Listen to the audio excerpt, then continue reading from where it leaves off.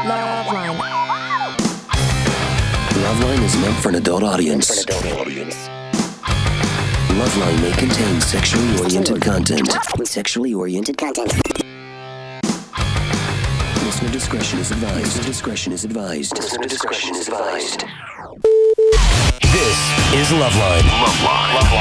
LoveLine. With Adam Carolla and Dr. Drew.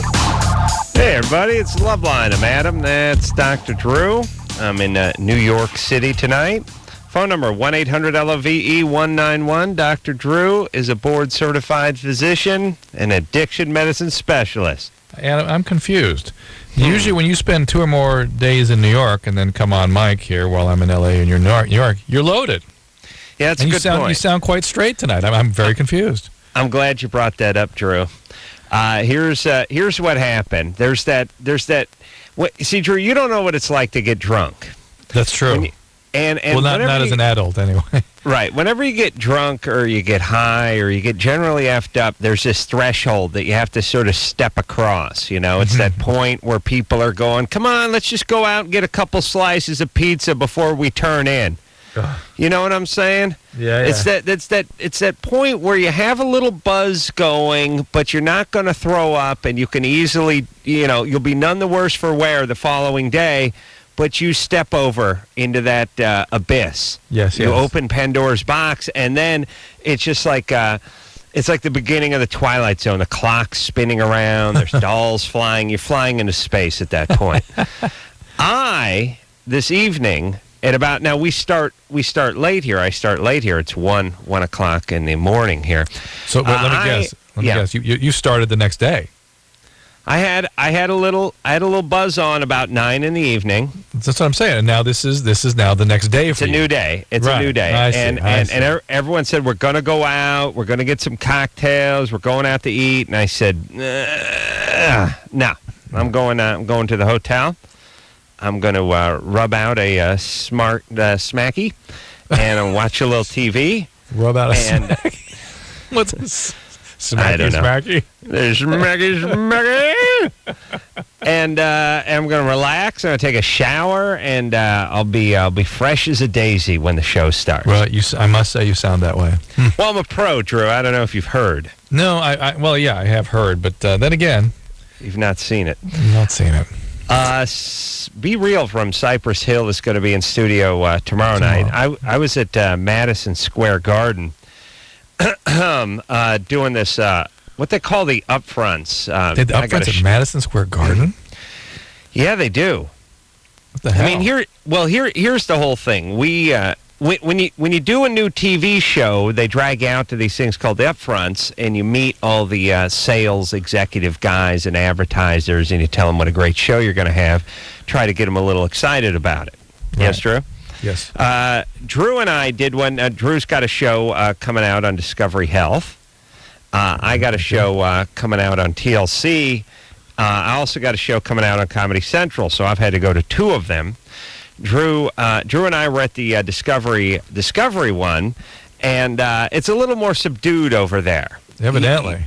You know what I mean? They got the guy. About the wildest you get is the guys who work on the choppers. But other than that, it's a lot of guys wearing khakis who wrestle alligators, and there's like BBC types hanging out there. Yeah. Well, the one I went to tonight was Comedy Central and MTV and Spike essentially, and they had first off. They had like Jessica Simpson and Willie Nelson performing, and Mariah Carey performing, and the Black Eyed Peas performing. Oh my gosh! I was chewing the fat backstage with Chris Rock and Roseanne and D.L. Hughley and who else was? Oh, Jon Stewart was there.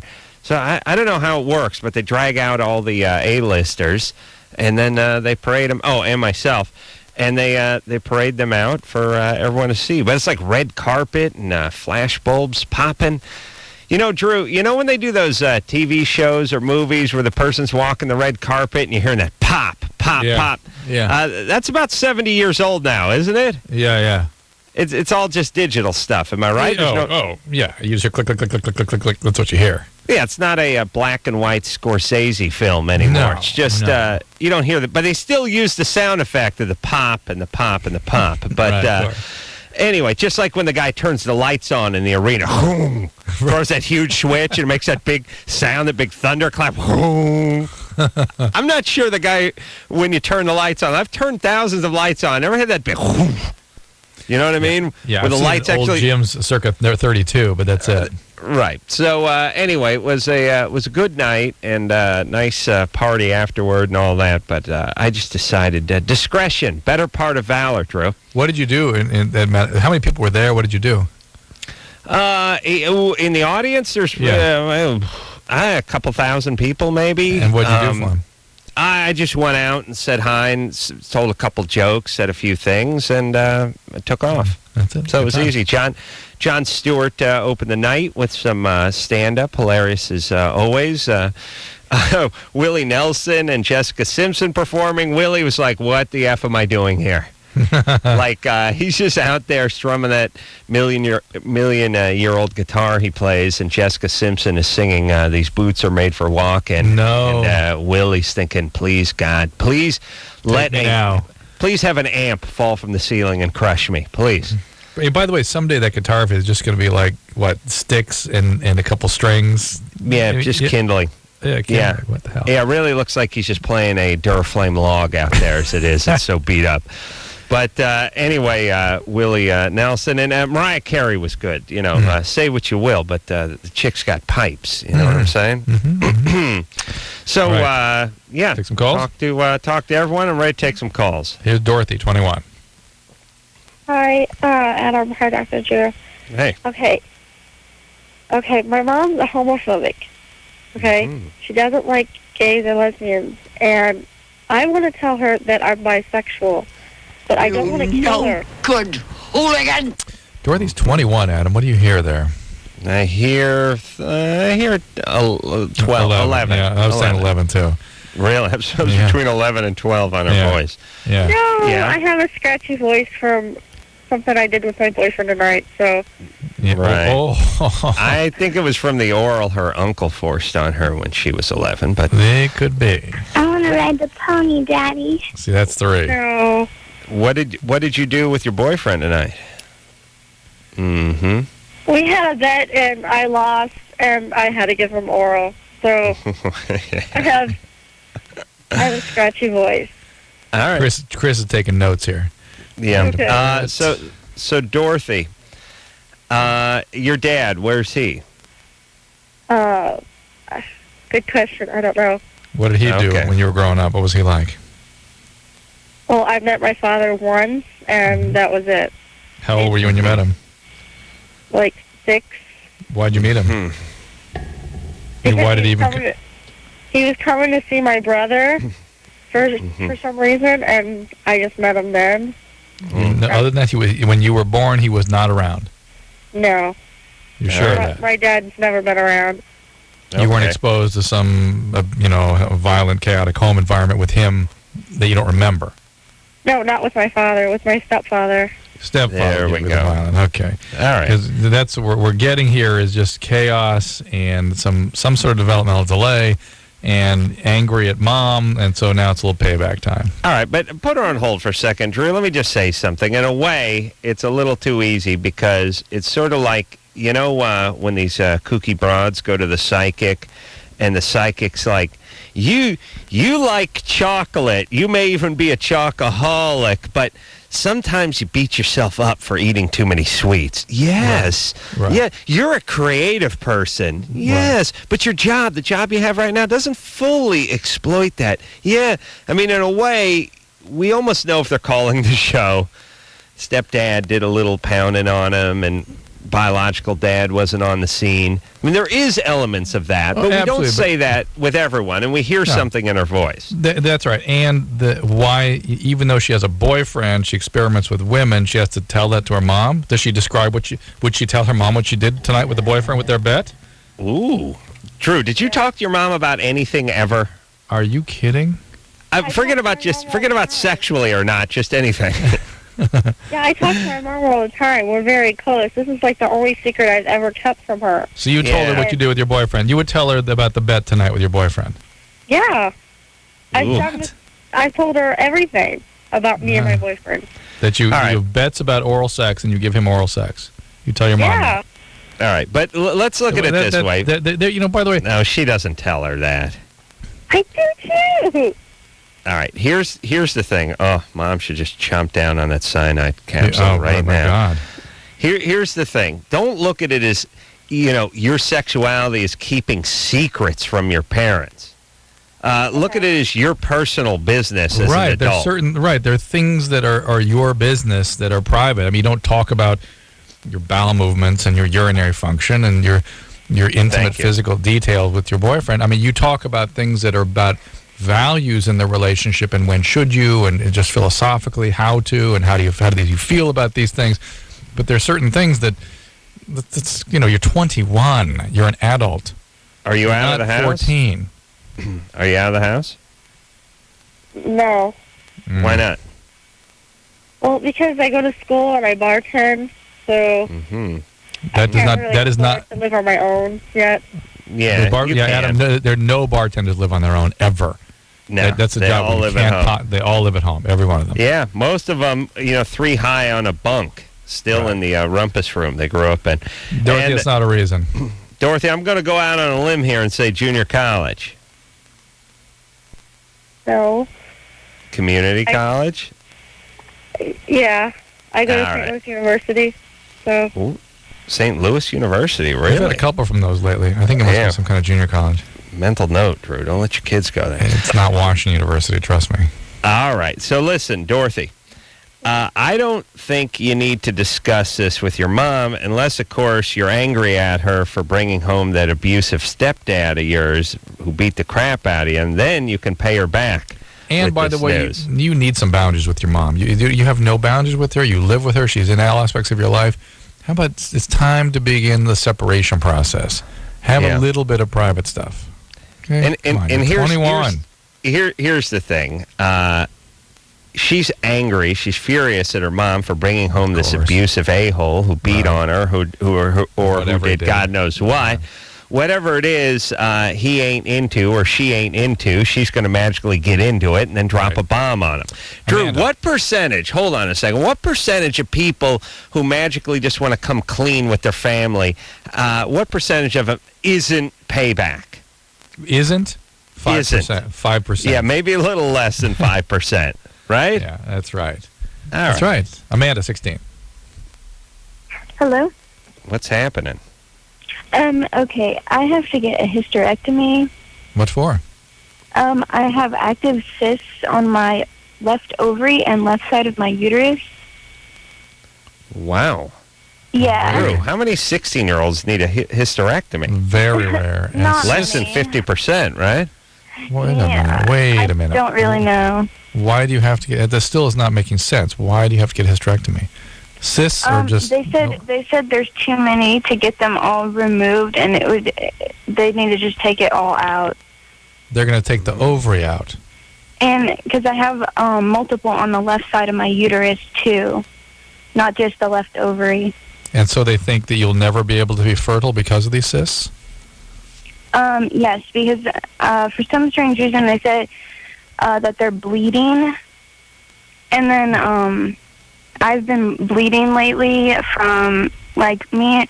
I have a boyfriend of 3 years, and All right, hold on. This isn't fitting medically, okay? You maybe you got the details wrong, but go ahead and ask your question. What you want to ask about it?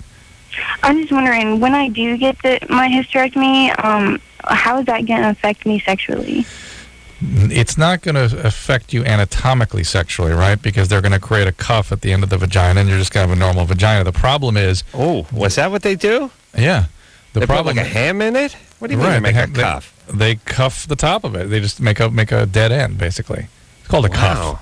Wow. Yeah, sometimes they leave the cervix behind, but it'll be interesting to see what they do in this case. In a nice vagina, it's called a cul-de-sac. And it's a cul-de-sac, and a nice vaginas, yes. And, Yeah, it's dead ends when you have a bad vagina in a bad part of town. That's all I'm saying, Drew. That's what I'm saying. And the real problem is how to manage your hormones. How to make, because when your ovaries are gone, you have to take some sort of supplement to replace that, both the estrogen, the progesterone, and possibly even the testosterone that normally ovaries make. This whole story is not fitting together for me. You really need to talk carefully to your doctors about it. Polycystic ovaries are something that are easily treated. Uterine cyst can be treated surgically or otherwise. I don't understand why they're going to take everything out. It doesn't quite fit for me. So here we go. And something going on there. I mean, she's had a boyfriend for 3 years. She's 16 since she was 13. Had a boyfriend. Probably sexually active for 4 out of the 3 years. Oof. Carlin, 18. Hi. I wanted to know how long it took to get addicted to cocaine. It took Drew about 8 months, I believe. But how about you, Adam? How long did it take?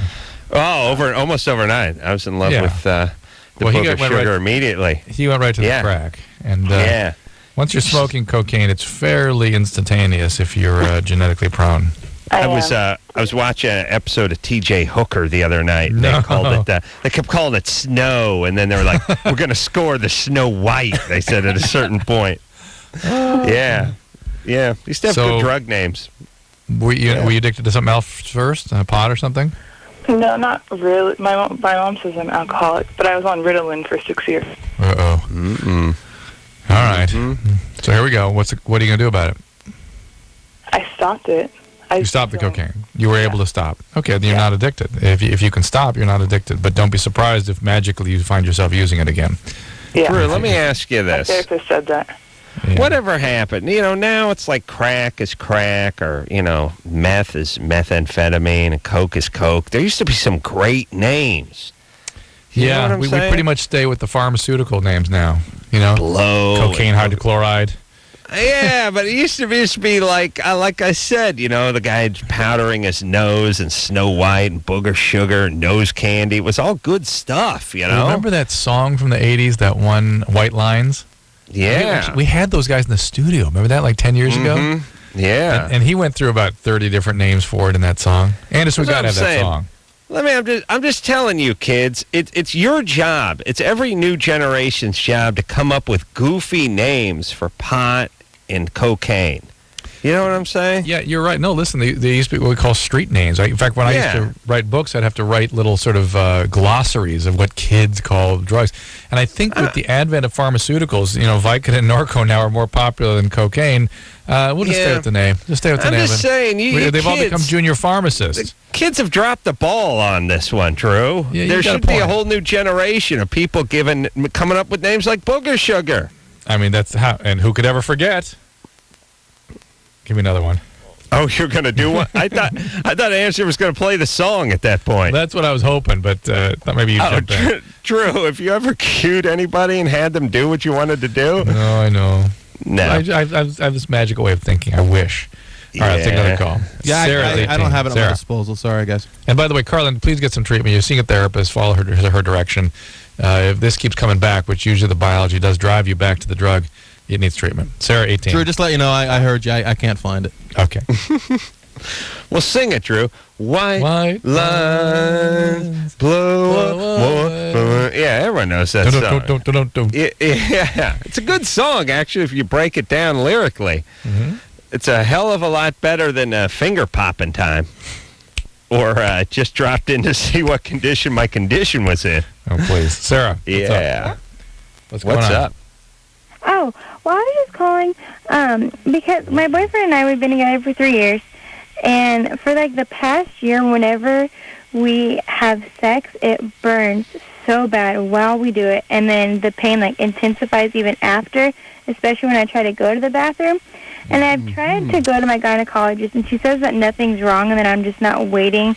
There's a newer thing that I've been thinking about lately that I'm suspicious may be causing some of this. Are you on birth control pills? Yes. Which one? I'm on Yasmin. Okay, Yasmin is a mini-dose pill, has a lot of progesterone, and I have a theory that this may be caused by estrogen deficiency. And so ask your doctor for some estrogen cream. Okay. I bet you that's what this is, because I've been seeing this a lot more now with the Depo-Provera shot. Women get this irritation with that, and that's all progesterone. Okay. And with the Yasmin and the some of these, I forget the other ones that have the low Menest and stuff. I forget the name of them, but there's a bunch of them that have no progesterones, and Yasmin is definitely one of them. Okay. Estrogen cream, and there's also an estrogen tablet coming out now too. You just put that in like once a week. Oh, It takes care of it. It's just a vaginal tablet. You don't eat the tablet. Okay. Oh, now, you know what, Drew? You don't just hand a guy tablets and tell him you don't eat them.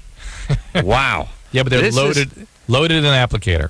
I washed it down with a Mickey's Big Mouth. I've never been sicker. Drew, this is a bombshell, to say the least. I know, it's tough. All right, so this is what? So this is a new thing where... It's not a new thing. It's just I've been sort of... It's coming into focus for me the more I talk to people about this, and I think it's something called atrophic vaginitis caused by the hormonal contraceptives that are low in estrogen. Who do we got next, Drew? Commercial break. Really? What do we got to do? Pay some bills? Yeah. Good thing I'm not here to see you drop trout. I will drop trout. Oh, this guy will do it. I'll drop trout. Please, Chris, tell him I'll drop trout. I may drop trout. I'm dropping trout as we speak. Oh, thank God I'm not there. All right, we'll take a little break. Be Real from Cypress Hill in tomorrow night. And who are we going to talk to when we come back, Drew? I'm hoping for a new call. Oh, really? I'm not looking at yet. Ooh, we're going to bust the hymen of a virgin call. Very intriguing, Drew. Scintillating.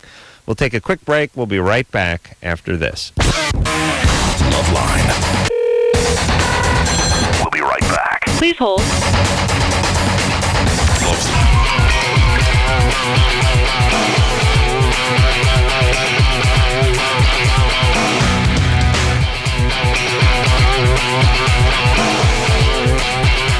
Well, Adam. Yeah. Phone number, 1-800-LOVE-191. I'm Dr. Drew. It's LoveLine. Adam in New York, and I got my wish. Yeah. I didn't hear anything, Drew, when the show started. I didn't hear any, nobody counted me in. Anderson. Thought I did, buddy. Sorry. All right. Good times. Hey, listen. It's I thought I pushed both buttons, but I guess I didn't. All right. Actually, I had one. I had a phone up to my ear, to be honest. So, all right. My mistake. That's all right. Drew jumped in. He's a pro. What's up, Drew? I'm going to talk to Brittany, who's 17. Brittany. Hey, what's up? What's going happening? on? Not much. Well, I live with my roommate. Well, two of them. Where are you calling from? Huh? Yeah. Where are you calling from? Linwood. Washington You know, it's State? funny. Go ahead. I don't know. I heard one syllable from Brittany, 17, and I thought, wow, old soul. Yeah. Grew up fast. Right. And then you think 17 roommate. And then she said roommate. I was like, yeah. Well, I live with two roommates. One's a male and female, and I'm dating one of them. Well, hang on, Brittany. Brittany, slow down. You understand what Adam's saying? Yeah. Yeah, that's most 17-year-olds are at home reading Teen Beat. Yeah. Well, Tiger Beat. That's what Tiger I read Beat, I when beg I your was pardon. 17. But living with your parents, thinking about junior college. Oh, Leif Garrett was so dreamy. Stone Fox. All right, so Brittany, yeah, what's up? How long you been out of the house? About 6 months. Mm-hmm. You going to school? Yeah. Why out of the house so early? Well, my parents suck a lot. They suck a lot? Is that what she said? And my stepmom, she's Satan, so I had to get out of the house before she killed me. Mm-hmm. Guess what? Good idea. Well done. Well done. Well done. All right. So now you're dating a roommate. You're with a boy and a girl? Yeah. How old are they? One's 20, one's 19. All right. Mm-hmm. Ballpark. All right. Go And ahead. what's the question? Well, I'm dating one, male. His name's Male. Jacob. And I'm not sure if it's a good idea to be living together. Yeah. Well, no, not at 17. Not really. Drew. What is the age you should be living with somebody? Not can live with somebody of the opposite sex who you're intimate with, but right? No, you started dating after you got there. I get it, but it's not good for you to live with somebody under the age of 28. It doesn't work. It just doesn't. Yeah. Believe me, I tried it a couple times when I was like, I don't know, 26 or 5 or something. Like it's a disaster. It just is. But now that there's another girl in there, probably she likes the guy too. And two women. You imagine the jockeying going on. Yeah, Right? yeah, she gets a little pissed off sometimes. Right, jealous. Oh my Yeah. gosh. Well, who's the chick? Her name's Kelsey, and I don't know what you want to know about her. Well, how did you meet up with these people? Well, I met them at a couple raves. Raves. Oh, that's okay, good. right. That's the way to find a roommate. And I Yeesh. met Kelsey about 8 months ago, and I met Jacob about 10 months ago, and then we just recently started hanging out a couple All right, months Brittany, ago. what's the question? What is the question? Well, No. dating while living together. Not a good idea. It's destined for chaos. You're going to come home some night and he's going to be with the other roommate, or it's going to come time to break up, as every 17, 19-year-old relationship does. And then what are you going to do? You know, you're going to be living with this guy that you're in. Oh, no. Well, It's like dating your stepbrother or something. Yeah, I mean, Where are you going to school? Scriber. Oh, Scrabber, Adam. Oh, Go to you're Scrabber. over at Scrabber. Oh, yeah, Scrabber. I did a couple semesters over at Scrabber. Yeah. Decent, I was decent aiming for Scrabber. institution. True. Drew, that was No your kidding. that was your second choice, wasn't it? Second choice. Are you kidding? Scrabber? Well, I guess it was. Yeah. What is Scrabber? What is that? It sounds like a type of meat. I don't want. Sounds like a board game. Hey, everybody, we're playing Scrabber. Grab the family, and then at the very end, the dog wins. Daisy! Or some sort of egg dish they serve in Pennsylvania. Yeah, Scrabber. Yeah, with some Havarti cheese in it. It's delicious. What's that? Yeah, Brittany? what's that? It's in the alternative school for bad kids. Beep, beep, All right, let me explain what alternative. Alternative is a sort of euphemistic phrase for loser school, for like hippie screw up delinquent school. It just becomes, it's not a school, it's a pen. Yeah. You know what I mean? Where people can be contained for 4 hours a day before Holding tank. they're set. It's a holding tank with picnic tables. Yeah. And then they cut you loose on society. Here's all I'm saying, everybody, with these alternative schools. God, my school, my sister went to one.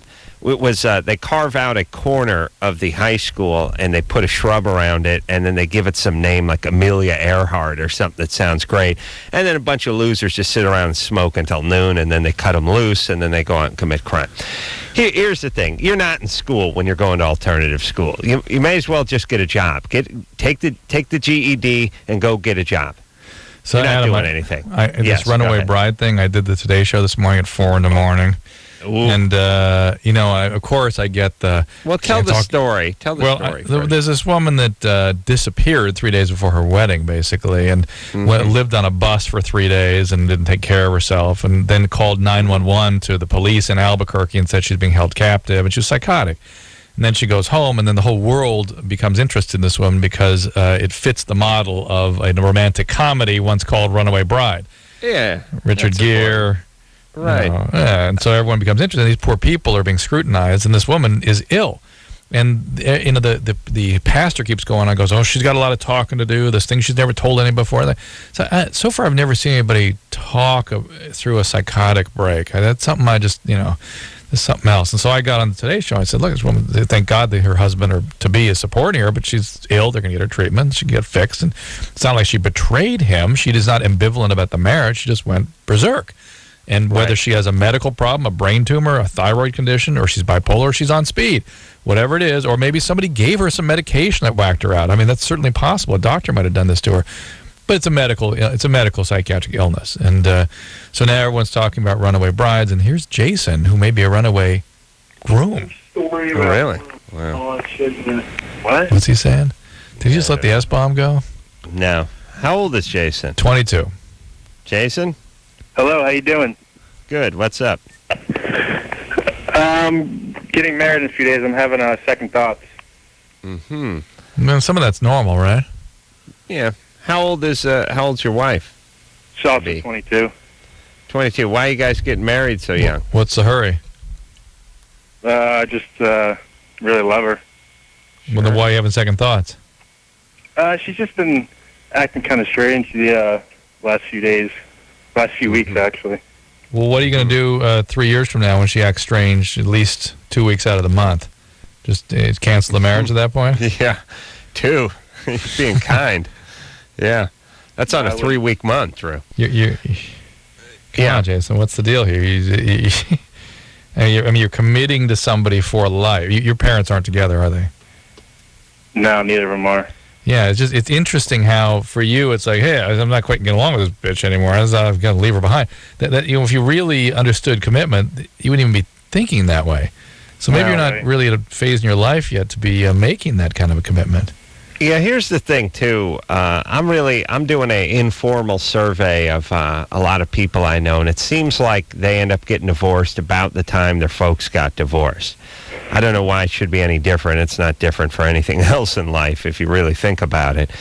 But when your parents, especially when both families or both partners are kids of divorce, Drew, I don't know if anyone's done this survey. I'm guessing they have. I'm guessing they have. It has to be dramatically higher. What they find is that these kids typically don't work through that stuff till they're about 38 to 40.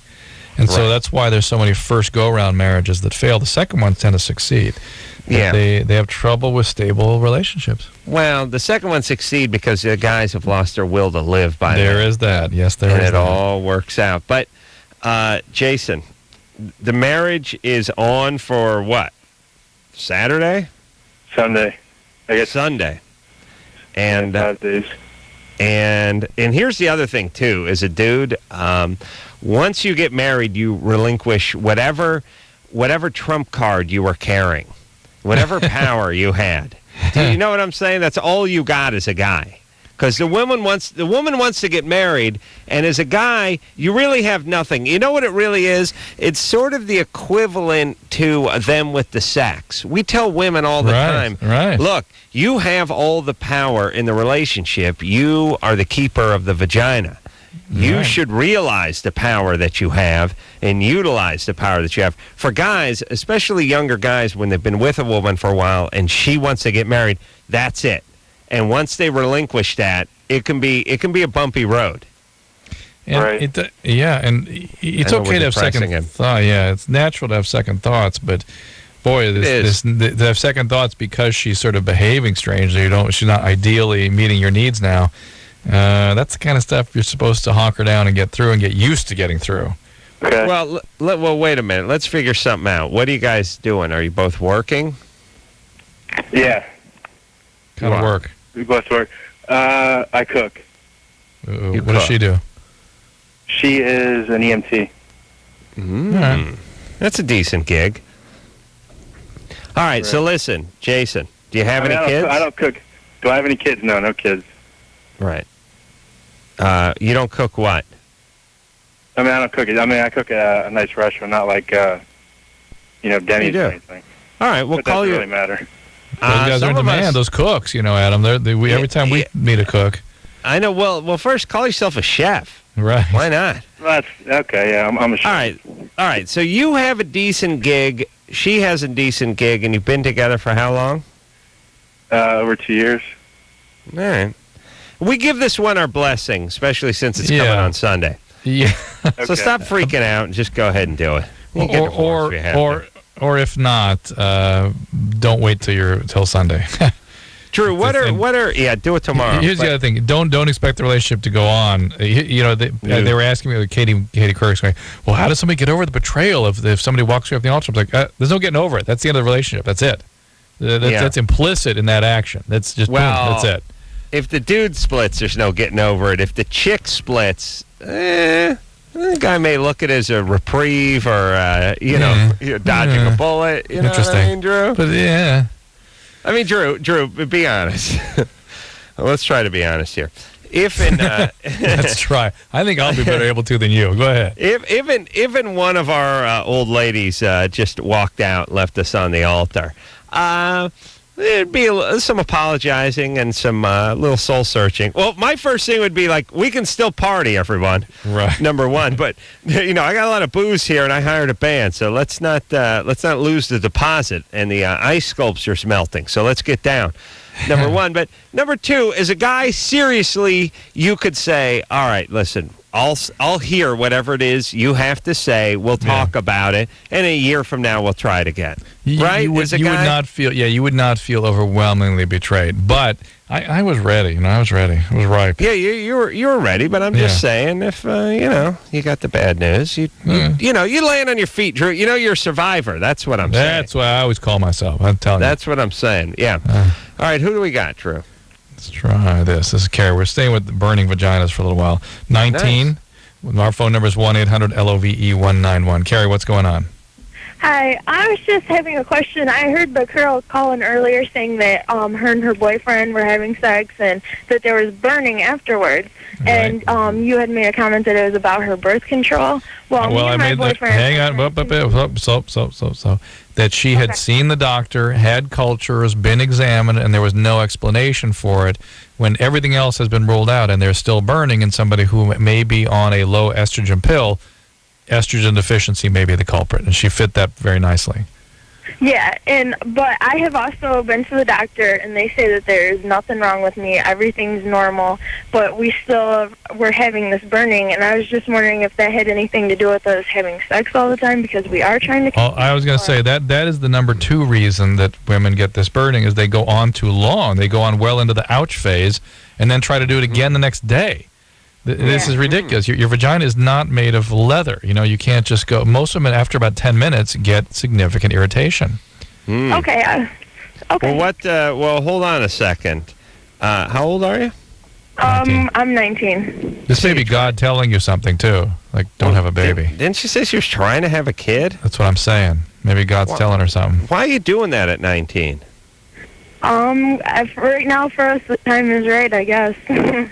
Yeah. You don't want to be 23 and be an old maid. Drew, can you have kids in your 20s? No.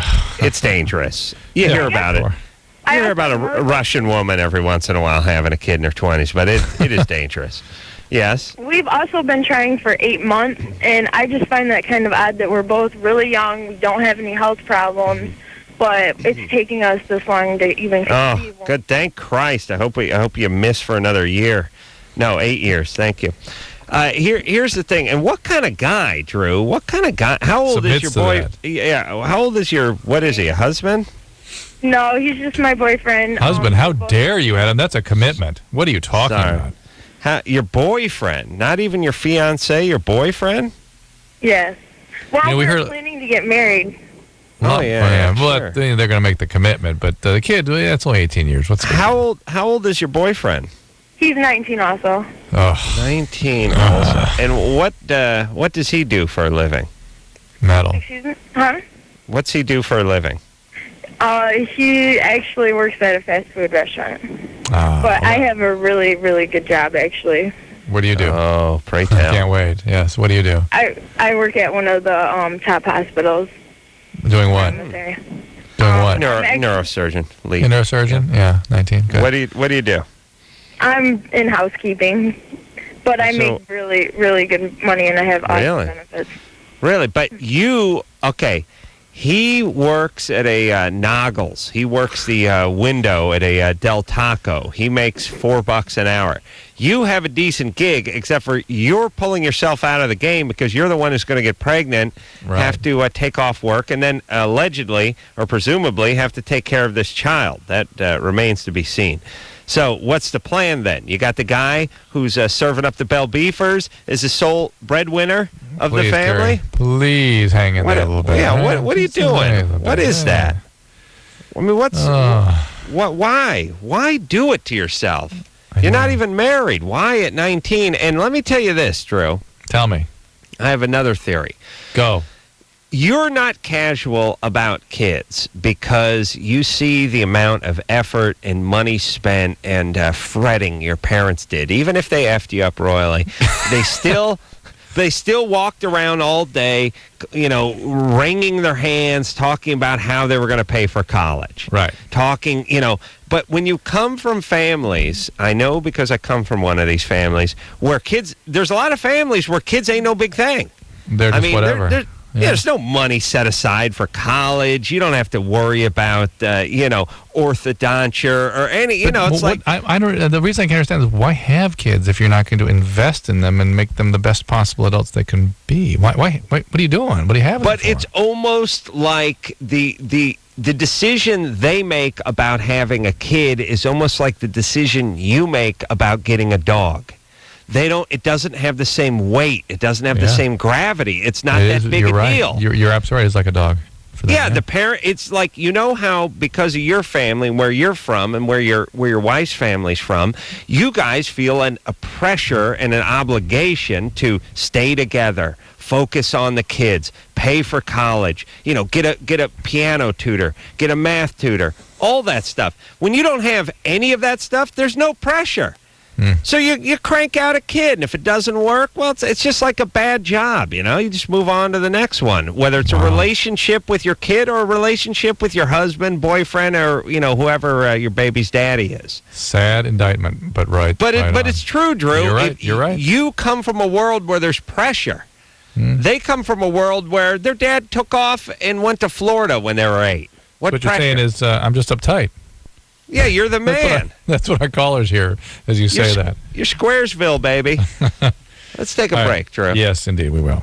We'll be right back after this. If you need help, call LoveLine. 1-800-LOVE-191. Yeah. Woo! Gotta get it on. That's what I'm talking about. Hell yeah. Yeah. That's right, mothers. Yeah, you mothers. This man will drop trout. Watch out. This close to drop trout. Drop trout. Drop trout. Do that.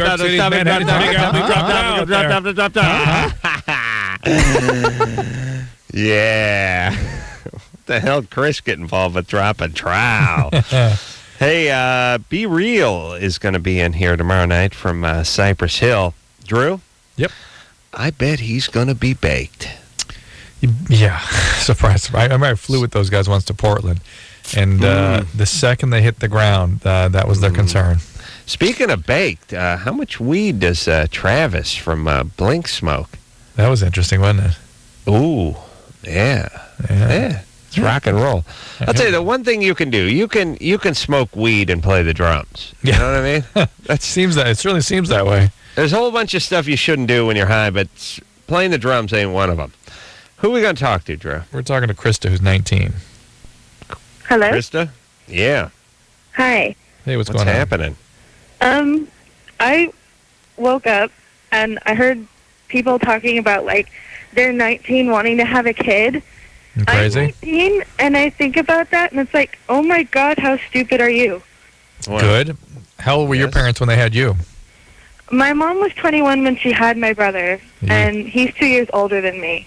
And I still think that's way too young to have a kid. Well, here's the thing. I mean, I don't care if you're 19 or 89. If you're working at a fast food place, you shouldn't be cranking out any kids. Give it some thought. I mean, well, here's the thing, everybody. It's not one of these sort of Hitlerian ideas about, poor people shouldn't be allowed to have kids. You just need to be in a position where you can take care of your kids, and working at a fast food place puts you in a position to barely take care of yourself. Yeah. And so it is selfish to have kids when you can't support them. Yeah, Chris, it's always a healthy impulse to wait until late in your 20s. Absolutely. Certainly for marriage, for kids. And what we find is mostly people whose parents themselves did that, waited, that is, till later in life. That's when the offspring tends to wait for the same period of time. Logan, 17. Yeah, hey. Yeah, hey. So, me and my girlfriend, we have been, I've been, fingering her, And that's good. Just do it! Logan, fingering, she's just kind of scared that, she might get pregnant off of me doing that, Sure. Well, let's see how that would happen. How would the sperm emit from your finger? Would they spray out of the fingertips? What's the deal here? Well, I had a little semen trapped under my cuticle once. Yeah, that's because you were trying to pass a sperm test. Yeah. You just flicked it in there. Yeah. Adam, Get away. There's that porn called Edward Penis Hands. Oh, there is. Yeah, that's right. There is a porn called Edward Penis Hands. Maybe she saw it. She saw it when she was a kid and traumatized her. Could be. Mm-hmm. Yeah. She said, like, in Cher, when she was taking Cher a couple years ago, like... What's Cher? A singer, Indian woman, sort of singer? Half-breed. It's all I ever heard. When she was taking Cher? What's Cher? It's like sex education. Okay, and? Oh, they give it a nice euphemism. Oh, Cher, like S-H. Sexual health and relationship experience. Yeah, nice acronym. Yeah. All right, what's the deal? What they teach her? She said her teacher said, like, it's not really heard of, but it can happen. Well, yes, of course it's not. But if you masturbate into your hand and then you just send your hands a fishing, yes, that's heard of, unheard of, but virtually unheard of. But if you haven't had sperm on your hands in the last couple of moments, there ain't no way the sperm going to get inside the girl. How long can sperm live on your hands, Drew? Until it's dry, basically. Mm-hmm. As long as it's dry. But listen, one thing she's telling you with her preoccupation is she doesn't want you to do to her what you're doing to her. Yeah. It's time to stop. Yeah. Well, all right. So it's time for us to stop, too. Wow, Drew. Yeah. Smooth transition. Yeah, isn't that nice? Who are we going to talk to when we come back? A 17-year-old who says her boyfriend at 21 has Parkinson's disease. Bad times. Interesting. All right. Feel good call of the night. Yep. After this. All right, guys, here's the deal. Looking to hook up? Call the Dateline. Sick of wasting time with the wrong person? Call the Dateline. One call's all you need to make. Call the Dateline. 1-877-889-DATE. If you need help, Call LoveLine. 1-800-LOVE-191.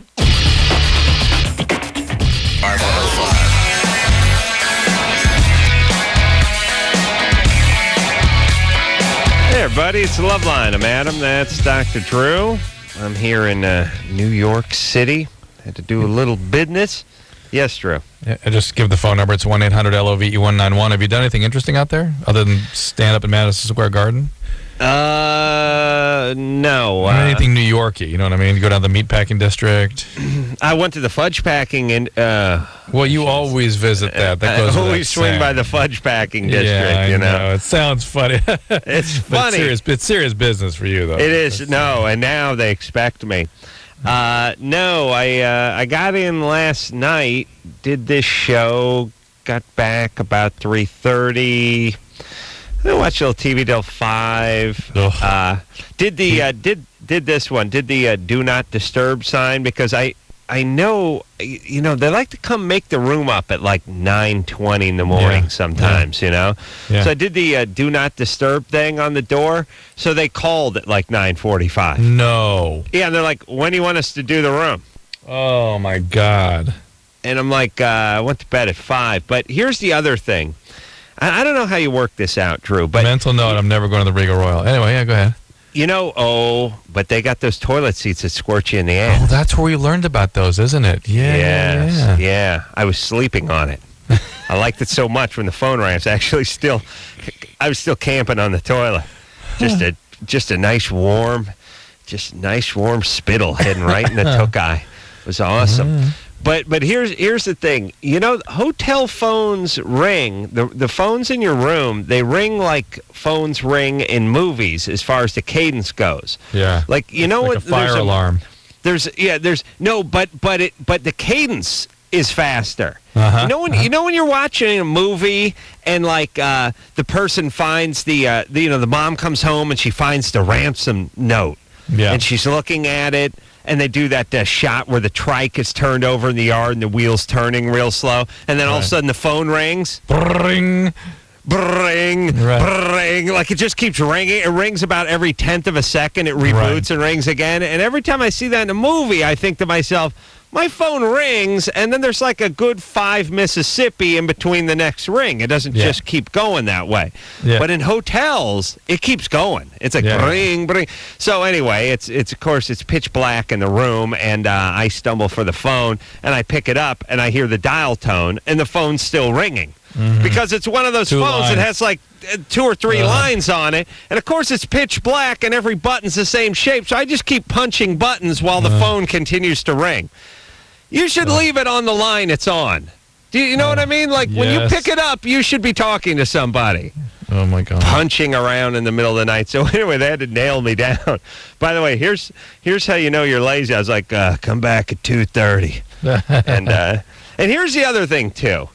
The guy showed up at like 2:18. But I don't dig that either. Because if you say a time, whether it's pick me up at my house or come over and do up the room, you're just getting out of the shower at 12 minutes before whatever time that was. Yeah. You know what I'm saying? Yeah. All right. Anyway, I told him to go packing. So now I got a filthy room. And by the way, I have a towel that looks like it was used as a belt sander on someone's ass. I mean, you are not building a case for this hotel. I normally like it, but there is a world-class hash mark on the towel, and it ain't somebody put a cigarette out in it. It is Duke, if I ever seen Duke, and it is so prevalent, so overt that if I took this towel down to the desk and said this was in my room, I could get a free 2-night stay. You ought to no do that. problem. That's horrible. You did remind me of something. A friend of mine called me and said you can buy Celebrity Duke online. Ooh. Celebrity Duke. And that my specimen was there. Really? For $8. Yeah. $8? Jack Black, $100. I thought that's about right. Really? Because you know what? This towel did smell like Norm Macdonald. I wonder what his Duke is worth. How do they get this?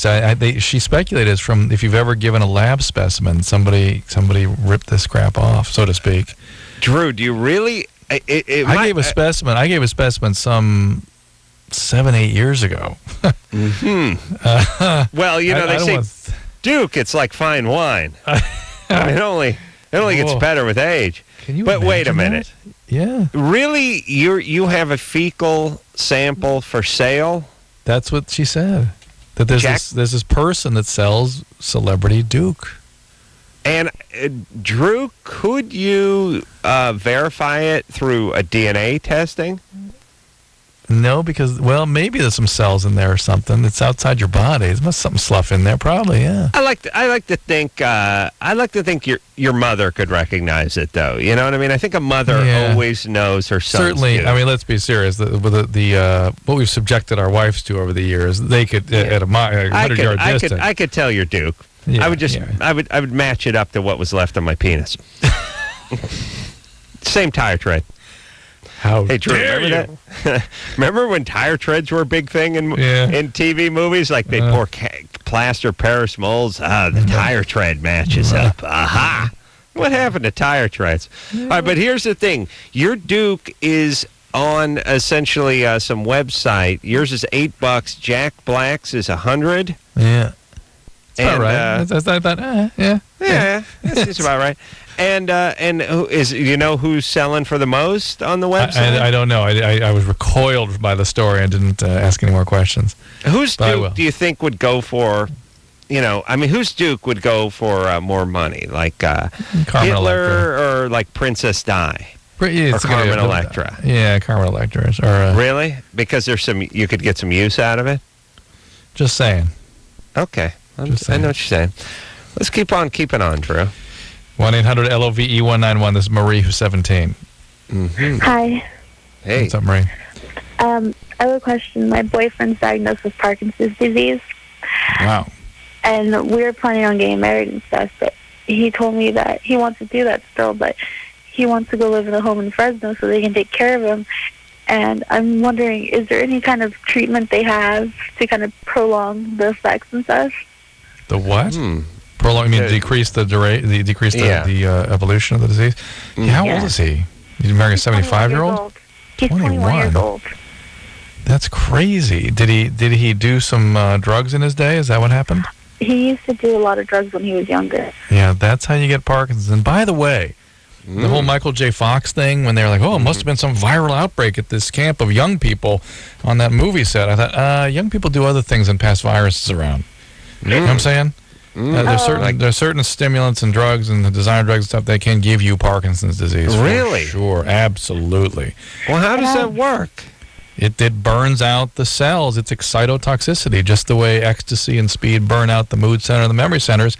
Certain drugs can burn out the movement centers in the nigrostriatal pathways. Yeah. Yeah. No S, Get your mouth around that, dude. Well, put a little of that $8 Duke on it, maybe I will. What kind of drugs are you talking about? Hold on. Put her on hold. Let's hear what he did. Let's hear what he did. Smoking weed, that's not... No, weed. He did heroin. Yeah, certain brown tar heroin stuff, things like that. Heroin sometimes gets mixed with some bad stuff. And the designer drugs, I haven't had any experience with this, but I've definitely heard about it.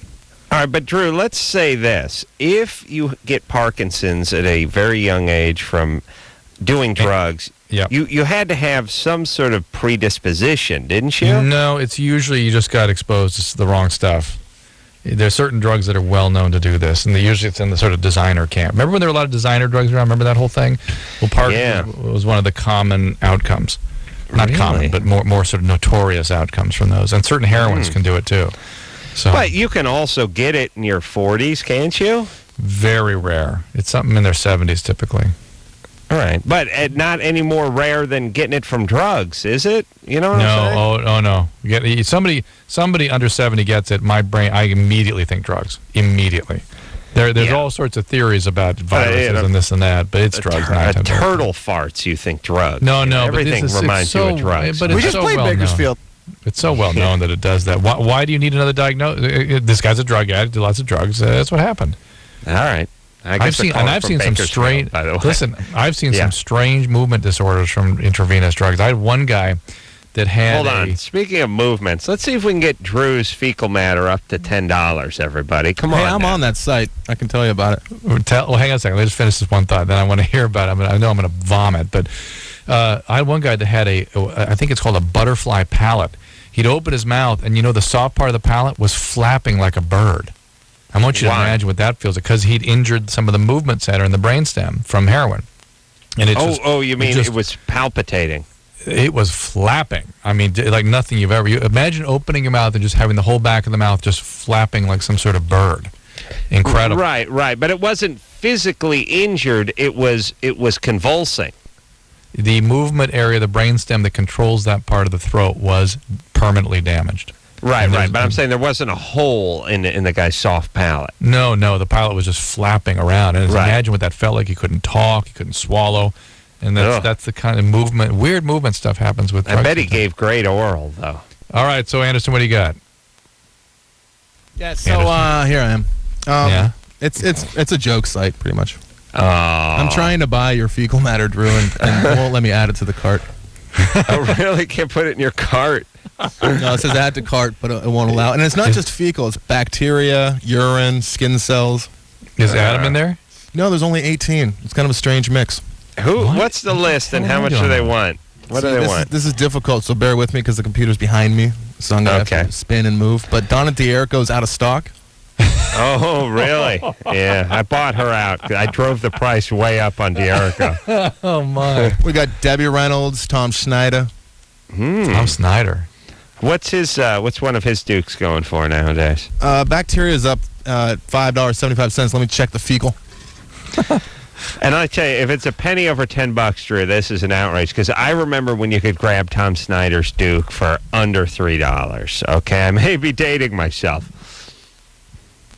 Just bacteria. He doesn't. No. Don Rickles is just bacteria as well. $8.75 for Don Rickles bacteria. Keep going. What else? They got Burt Reynolds. Wow, what's he going for? $33. Wow. Fecal. Yeah. Yeah. Still, again, an investment. See, here's the thing. Wait, they got the Asian kid from the Goonies. It's just a total joke site. But what am I doing on that list? And the only way I can make sense of it is if somebody ripped a bunch of stuff off from a lab and just went, well, you know, wouldn't it be funny if? No, I think what they're doing, Drew, is a goof. And when you do a goof, you have to have a crazy eclectic mix. You know how we say if you're going to do a bogus call, get specific. Yeah. No, I hear you. And somebody's got to be on there. Why not, Dr. Drew? And Drew, it's pretty random, yeah. Crispin Glover, Matt Groening. you have a pretty good publicist. Maybe maybe she got it on there. Yeah, I think she's burning the midnight oil. Tom Green, Luke Perry. Wow. It's sad. I hate to admit it, but I'm envious that my Duke is not offered for sale on that website. I really am. It's everywhere. I'm embarrassed. I'm jealous. Yeah. All right. So let's talk to this poor Parkinson bride here for a second. Marie. One more time, Marie. I have another question. Wait a second. He's got Parkinson. He's 22. We didn't answer her first. All right, here's the deal, Marie. There are lots of medication for Parkinson's. The problem is that they can sort of affect your thinking and change your personality and that sort of thing. And we are getting to a time now when there are good successes with these implantable devices. And it sounds to me that if he sort of outstrips the benefits he can get from the medication, he would definitely be the kind of person we would begin talking about the implantable stimulators. In your brain or in your spinal cord? Into your brain. And they work pretty well. They work pretty well. Is that dangerous? Yeah, of course it's dangerous, but they've really got it kind of nailed down finally. I mean, 3 or 4 years ago, this was impossible. I wouldn't even consider it for my patients. But I just sent a guy for this operation last week. But Drew, isn't that playing God? Yeah. Yeah. That's my favorite. That's my favorite game. Playing God. All right. And what was her second question? I'm 8 weeks pregnant, and I don't know if I should tell him. Why wouldn't you? Because, he's been really stressed right now, and, he's going through a really hard time, and he's really scared about what's going to happen to him, and I don't know if it's just going to be a lot more pressure on him. Yeah, and are you going to go through with the marriage? Yeah. And the pregnancy? Yeah. And he's you're going to get married and he's going to live in a home? Yeah. He doesn't want me to see him like that. He doesn't want me to have to take care of him. But my little brother's autistic, and I know how to take care of people who can't. Isn't that interesting how she's such a caretaker? And by the way, not a lot different than our last call with the woman working at the hospital and the burger flipping guy. Right. Yeah. I'm guessing he was a burrito stuffer, by the way, not a burger flipper, but that's just me.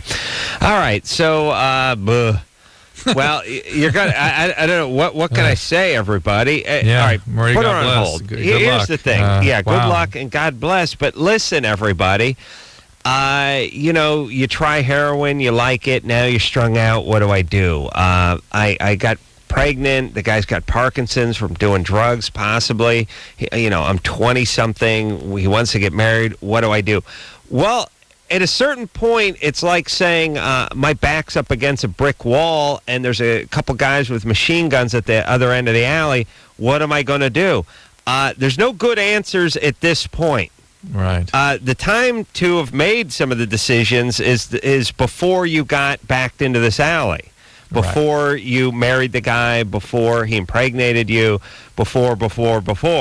At this point, it just becomes, it's a sinking ship. It's like, grab something that's floating and hope the current takes you to shore. There's no good answers. And you need to think about these things before you get backed into these alleys. Yes, Drew? Yes, sir.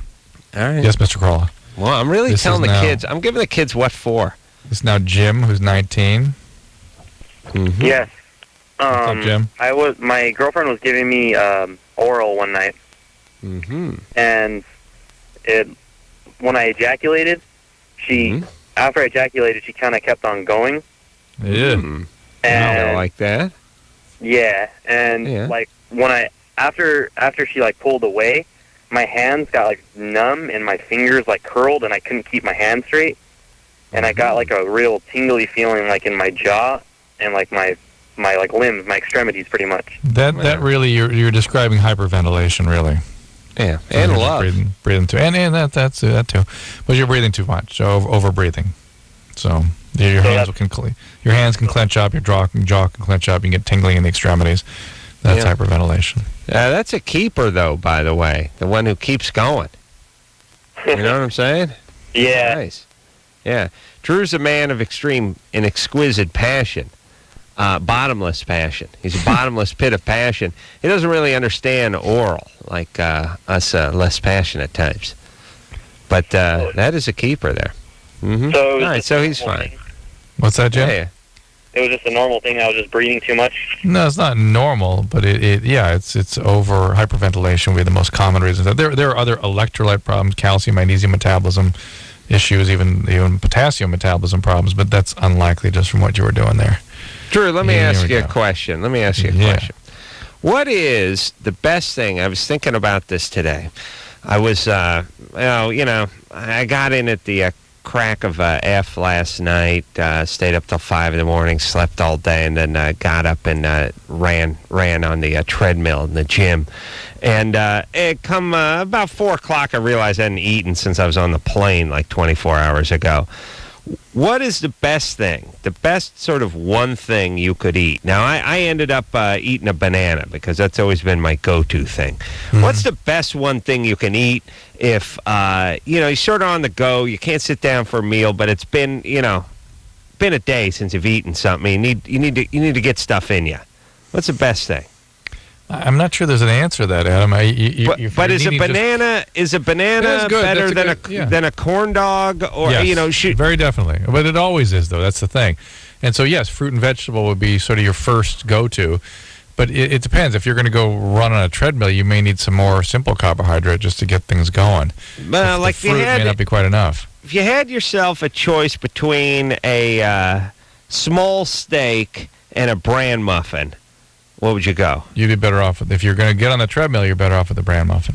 Or you just got off the treadmill and you're trying to get your head straight. You need some available carbohydrate. You do. Yeah. So the protein is a little bit of a secondary thing. Protein is a secondary. It's to maintain, and that's obviously a health thing. You want a lot of protein with each meal, but in terms of meeting your demands right that moment, you need carbohydrate. Banana better than an orange? Not necessarily. No, probably the orange a little better. Ooh, I bet you, because you're also trying to replete electrolytes and things, and controversial. Yeah. All right. Yeah. Let's keep on keeping on. Let's talk Joshua real quick, and then we're going to take a break. Joshua, 20. Yeah. What's your question? Yeah.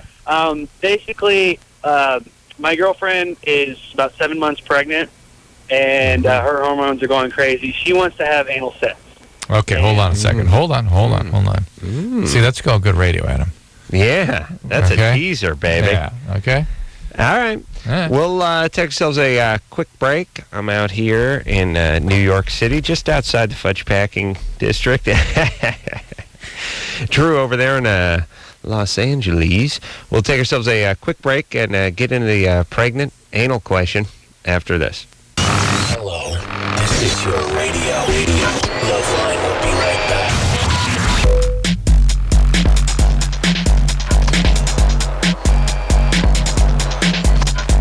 The one and only Live 105.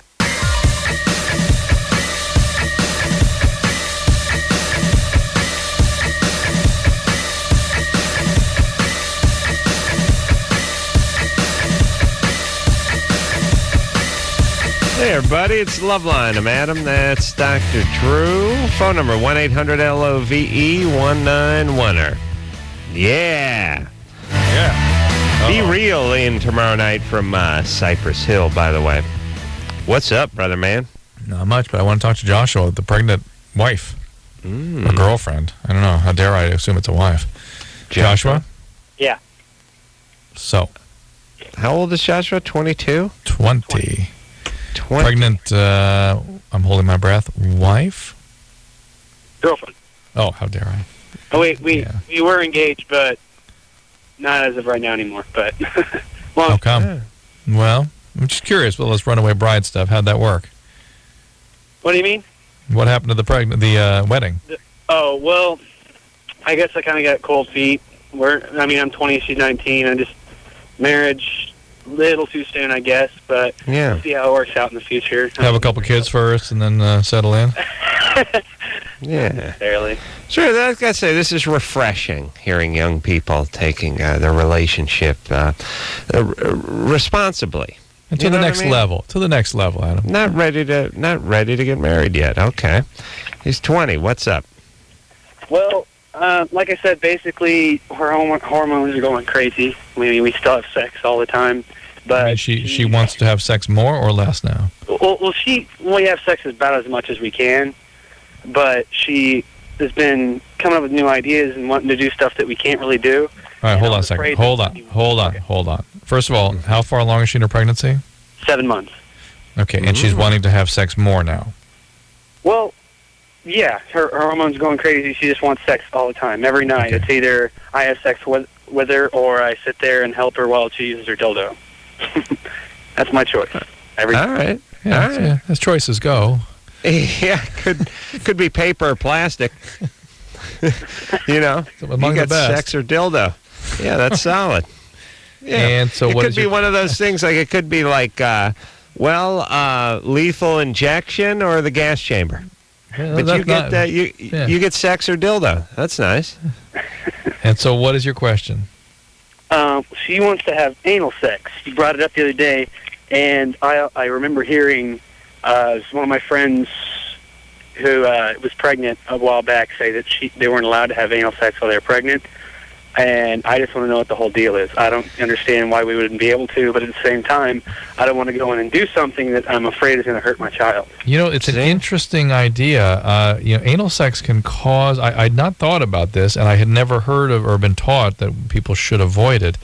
But, it can cause what's called a vagal discharge. It can make you sort of faint. And it can slow your heart down, and that might have an impact on placental blood flow. Yeah, you're reaching at this point, though. I am reaching, but I've not heard of people having trouble from it. And I agree with you, Joshua. It's sort of not. You would think you'd heard more about it if there were a problem, but somebody bringing that question up is interesting. Yeah, but here's more. It's really just an act against the Almighty. I mean, you're 7 and your months child. pregnant. Yeah, I mean, you're really showing at 7 months. The idea that you're fishing around that area when mom's getting ready to drop. Adam, this is one of God's many hilarity expressions of hilariousness upon humanity, which is women in the third trimester, meaning 6 to 9, get very horny. Yeah, but I don't know, Drew. You're a man of exquisite passions, and I'm a guy who's a little more squeamish than you are, in the rack. I would just be like, I don't want to do that when you're, when the kid's hanging out of you that way. Feels I'm just weird. saying. It's what I know, God. you're just saying. It was the way God set it up. More sex, the more pregnant, and it's an interesting laugh. I'm not even sure if I would be down with, helping out with the dildo chores either at 7 months. Yeah, and then they get swollen. The vulva gets swollen. The labia get all swelled up. Huge. All right. Listen, look, here's the thing. You want to give me a BJ? I'll think about it while I'm getting a BJ. That's what I say. That's how I work. And I'm old-fashioned, but I'm sticking to my guns. Is Carrie 22? Oh, that poor kid, by the way, 19 and 20. They went from engaged to boyfriend and girlfriend. Kid's coming out in a few weeks. Well, interesting you should say that, because Carrie has a comment about exactly those sorts of things. Carrie, what's the deal? Hey, am I on? You're on. I just want to say that I don't think it's all bad. I think that I had my son when I was 16, and, I definitely don't suggest it or plan. I wouldn't say to anyone to plan it at a young age. 19 is even too young, but... 22 is too young. Oh, I agree. Right. I agree, but when a situation like that comes up, you just have to, deal. Grit and bear it, pretty much. Yeah, but hold on. Hold on. Let me just say this. This is every time there's a retarded argument made on this show, it always starts off that way, which is like you hear somebody talking about a situation that reminds you of a situation or mirrors a situation that you were in, and you feel like you have to defend it. Like, hey, I had a kid at 16, but then you start running out of steam. Like, I don't recommend any anybody even having a kid at 19. And so what's your point? Well, yeah, but here's the deal. The fact is, she is actually does have a point on one front, and that is that when they study the children of teenage parents, the outcomes are not as bad as you'd think.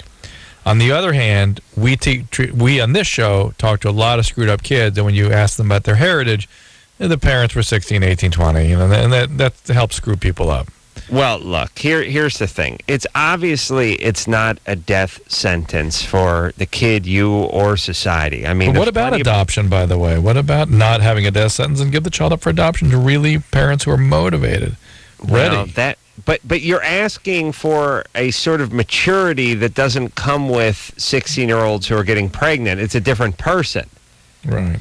You know what I mean? If you ask the studious virgin types or the ones who are fastidious about their birth control, if you ask them about adoption, they'd say, oh, sure, it's a great idea. But if you ask the idiots who get knocked up at 17 about adoption, they say, absolutely not. This is my baby.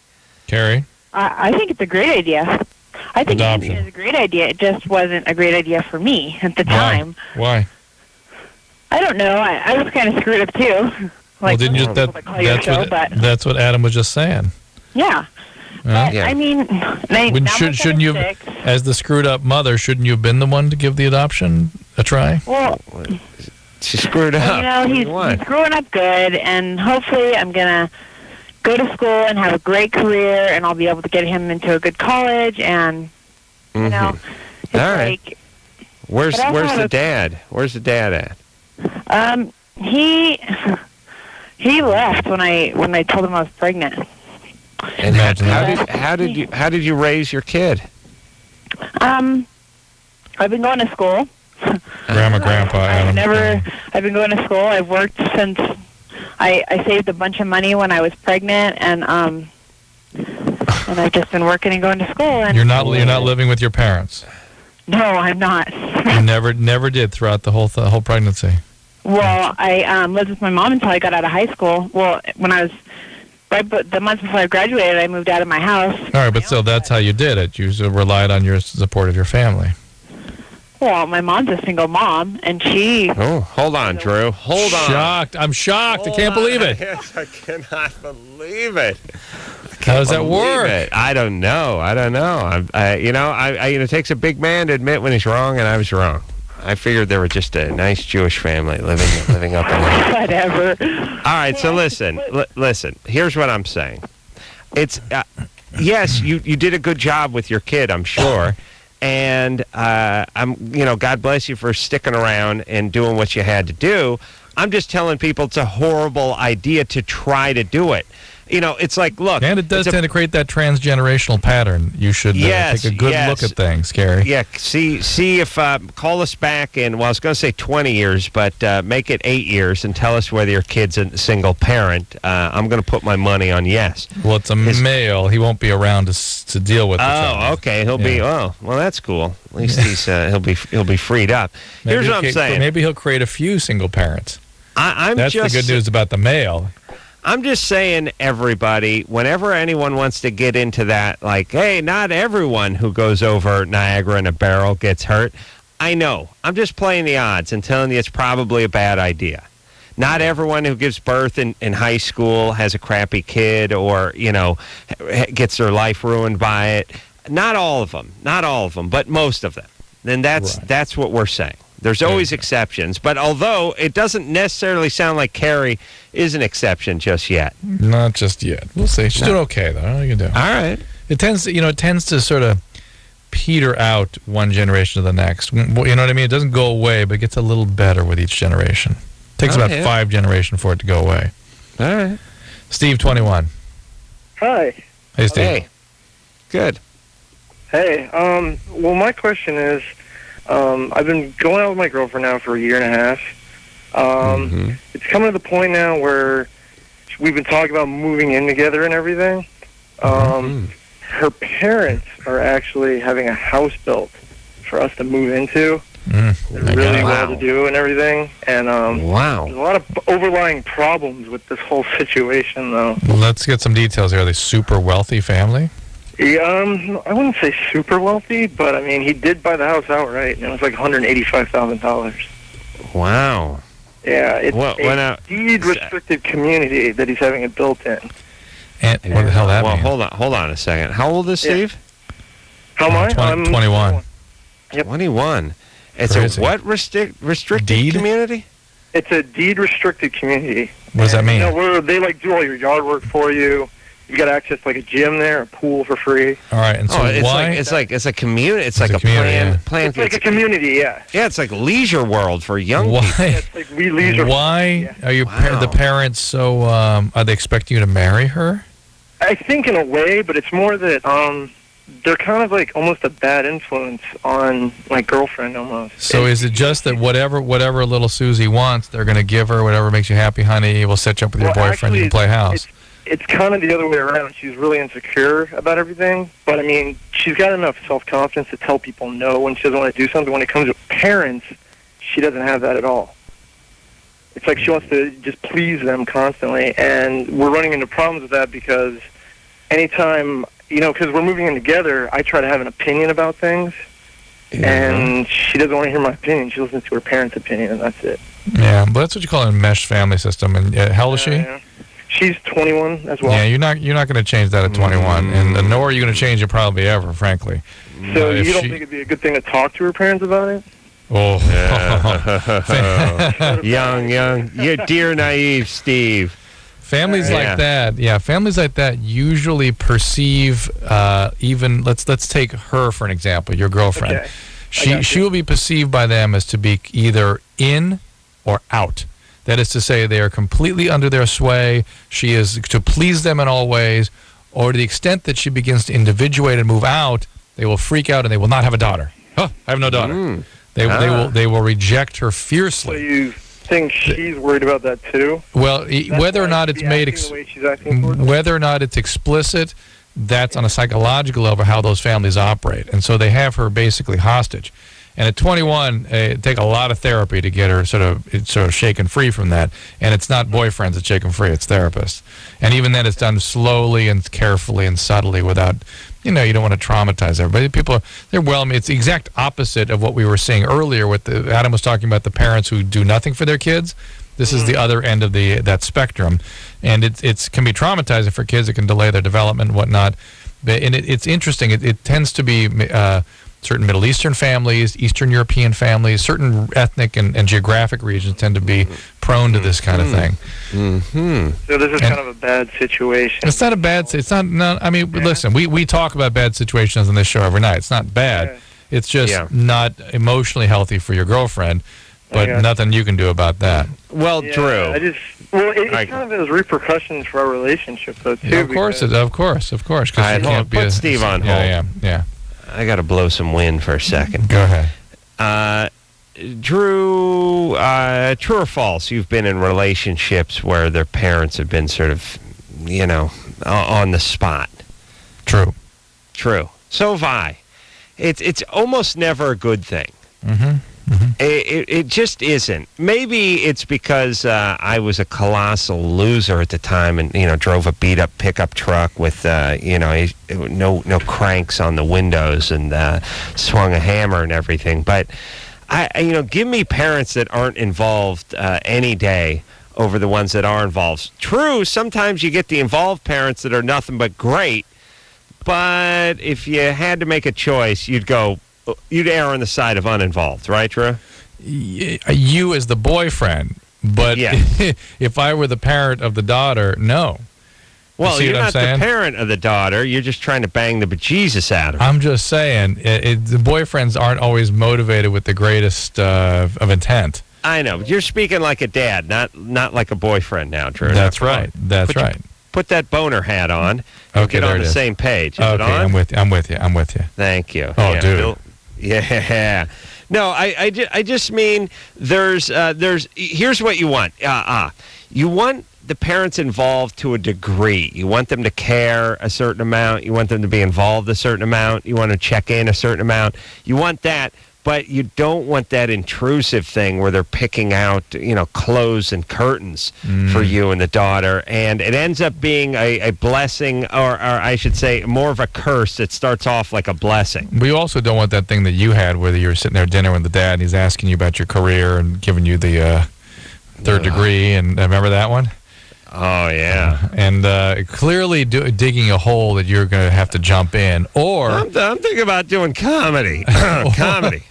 Or the same family is the one asking about your intentions. When are we going to get around to something more here? What's happening? Right. There's a weird, and Drew, it is such, and I tell you this as a friend, Drew, and as a lover, that it's such a fine line to walk between sort of, smothering your kids and supporting your kids. I know. And it's hard because for some parents, it's usually just, it's like game on. For you, it's game on with your kids. No, it's not game on with me. And guess what? The family, the family like Steve's girlfriends, guess what? They came from families like that themselves. It's more the transgenerational transmission. We got to take a break.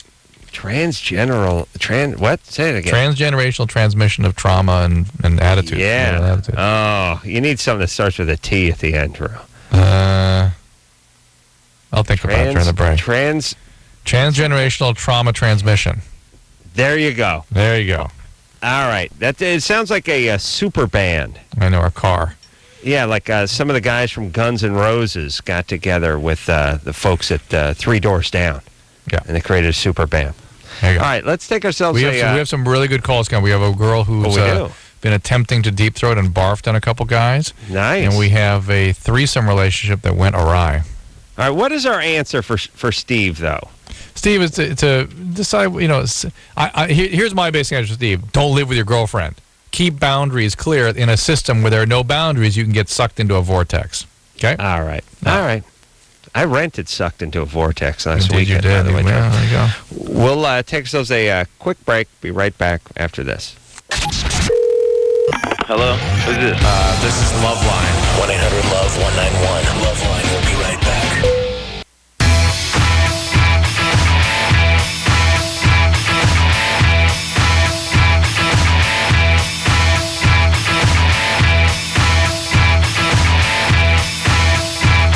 Yeah, everybody. LoveLine. I'm Adam. That's Dr. Drew. Drew, who do we got on the phone? We got Allie, who's 18. Hi. Allie. Hi, Allie. What's happening? Okay. Well, I love to give guys head. Mm-hmm. And the thing is with this last guy, he wanted me to deep throat, and I totally threw up. Ooh. And it happened twice. That's why I never push for the deep throat, Drew. You know that. You know that. Here's what you did. You did. I told you I wouldn't do it. I know, but I was high. But the thing about it is this could happen.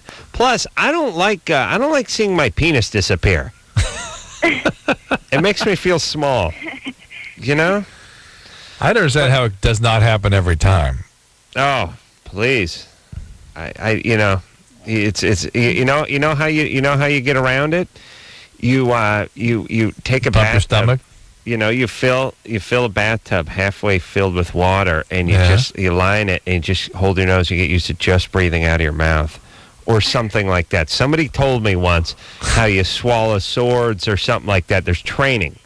Oh my God! Probably the same training you would do for swallowing swords, right? Yeah. Yeah. Except for me it'd be a pocket knife. But you threw up on the guy. Well, yeah. He was inside of me, and I had to push him off and run around the corner because we were at school, and I ran around the corner and had to throw up. Oh, the baby Jesus is crying. At school? What grade are you in? I'm a senior. Senior. Well, what'd you want? Well, Drew, could have been the third grade. What? Where in school, by the way? Well, we have this maze thing at my school that nobody goes in. A maze? Yeah. It's like in The What Shining. high school has a maze? What are they asking for with that? Like, it's like for... You know what I'm saying, Adam? I mean, when you put a maze next to a high school, it's like... Yeah, it's like, well, what maze you want to use? The oral maze, the anal maze, or the rape pot maze, the cocaine maze, the heroin maze. Someone's in the meth maze right now, but after noon it should be freed up. Why don't you kill some time in the anal maze, and then we'll sound the air horn when it's time to go into the meth maze. And then you can join the rest of your class in the tobacco maze.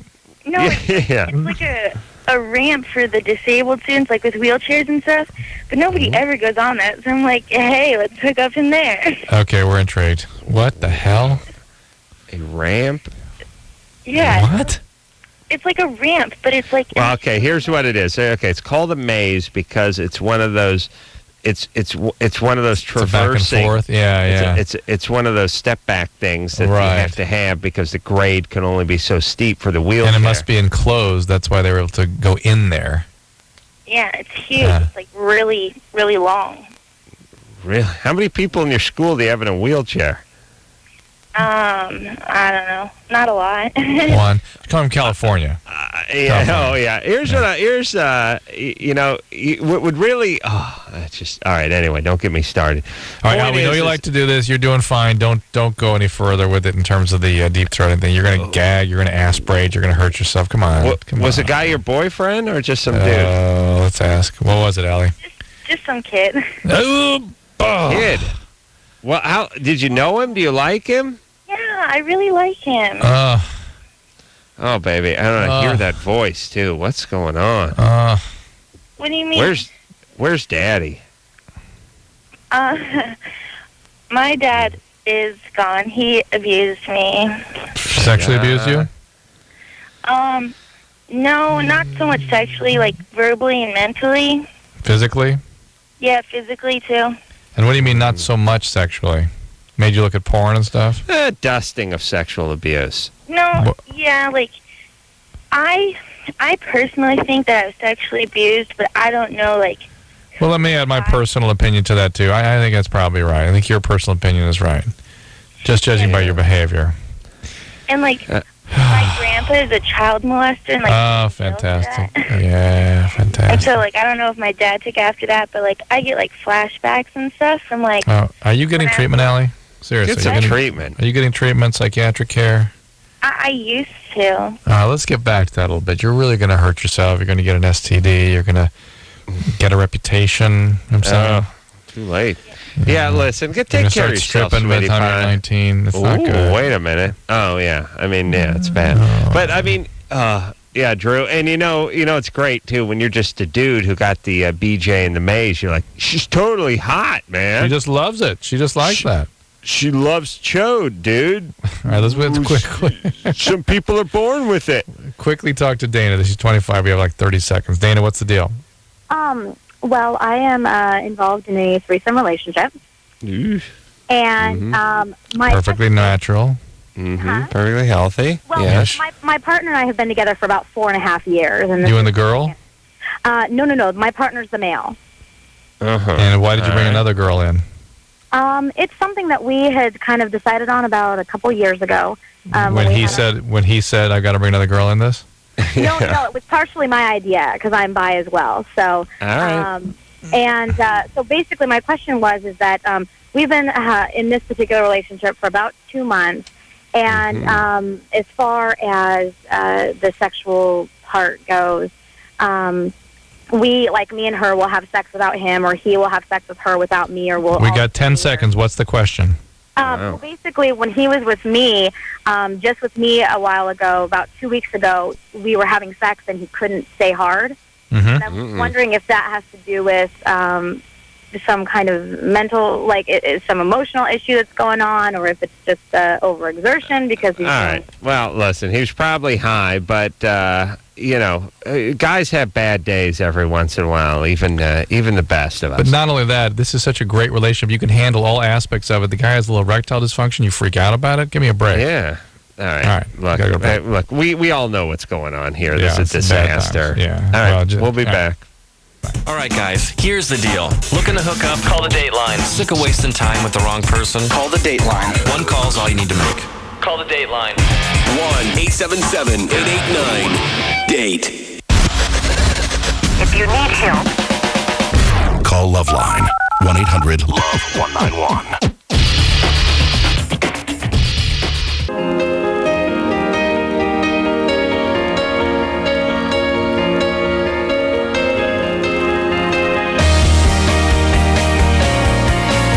Yeah. Well, that's the show, y'all. Yeah, hey. Thanks for tuning in. Oh, car's coming at the crack of half tomorrow.